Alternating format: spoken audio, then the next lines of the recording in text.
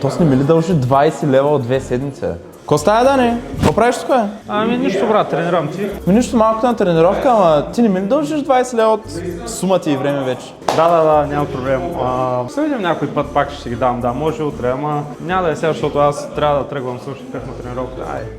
The next day. Днес каква тренировка също вратно? Той не е ли пак то све? Ко стая, Дани? Ще ми върнеш парите днеска, нали? Саше, честно ти казвам, брат, нямам никакви пари последно време. Даже в момента не идвам на фитнес, защото нямам пари да си платя картата. Днеска съм на джогинг, съм на тичане. The next day. Той човек какво прави? Всеки ден го виждам във фитнеса с Nike, с Adidas. 20 лева има да ми връща, откъде гвари тия пари?